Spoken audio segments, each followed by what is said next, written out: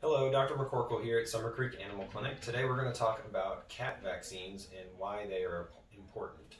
So Jessica will ask me some questions and we hope this is helpful for you. Are cat vaccines necessary? Yes, so there are certain cat vaccines that are necessary, or what we would call core vaccines, which just means we recommend them in all cats. That's going to be the rabies vaccine and the core viral vaccine is called FVRCP.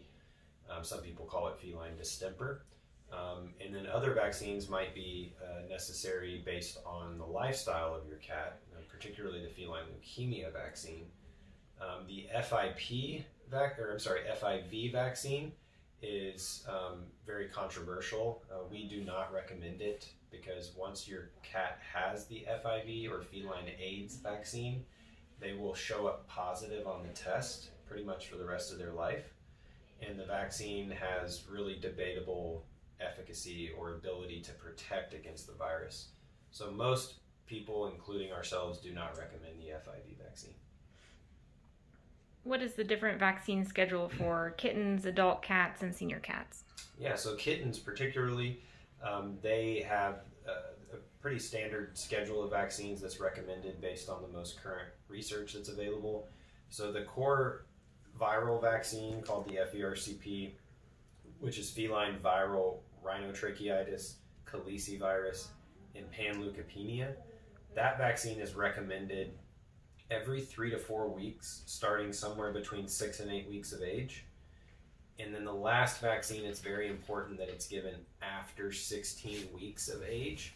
And that's because at that age, we can be more confident that their immune system is going to respond adequately to provide the full year of immunity that we want from that vaccine. So that's the FVRCP schedule. The rabies vaccine, which is the only one required by law, is required in the state of Texas at least to be given between 12 and 16 weeks of age. So we typically do that at the second or third kitten visit. And then it is recommended that all kittens receive a feline leukemia vaccine to provide a baseline of immunity.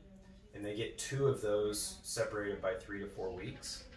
And then after that, a year later, as an adult, the vaccines, the FVRCP and the rabies are continued because those are the core vaccines recommended in every cat. And at that point, as an adult, depending on which county you live in Texas, the rabies can be given every year or every 3 years. Here in Tarrant County, we give it every 3 years after the initial 1-year vaccine.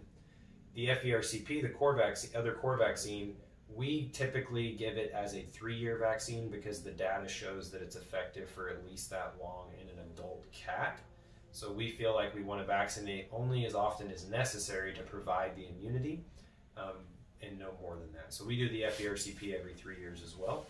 And then the leukemia vaccine is something as an adult cat that we look at the lifestyle. If your cat has outdoor access, potential exposure to other cats, or if you yourself are exposed to a lot of rescue cats or something like that, then we recommend the leukemia vaccine. But if your cat is strictly indoors, no exposure to other cats, then we do not continue the leukemia vaccine at that time. Are there any risks or side effects associated with cat vaccines? Yeah, so with anything you give to a cat, there's always going to be some inherent risk. Fortunately, nowadays the vaccines are going to be minimal risk. The most common thing you'll see is a little bit of lethargy for the rest of the day after the vaccines. It's usually pretty minimal. Sometimes decreased appetite, sometimes soreness over the site where the vaccine was given, but most of the time very minimal. The more rare side effects are going to be vomiting, diarrhea, severe lethargy, hives, swelling of the face, things like that aren't very common but do require immediate evaluation. And then the most maybe infamous vaccine reaction in a cat is called the feline associated injection site associated sarcoma. Fortunately, that is extremely rare. Some studies show it's as rare as 0.0001% of the time, but that is always a possibility that's important to consider, which is why we only want to vaccinate as often as we need to keep their immunity up and no more than that. If my cat is going to live strictly indoors, do they still need to be vaccinated? Yeah, like I said on previously, I really think that the core vaccines are really important regardless of your cat's lifestyle. Rabies is required by law regardless.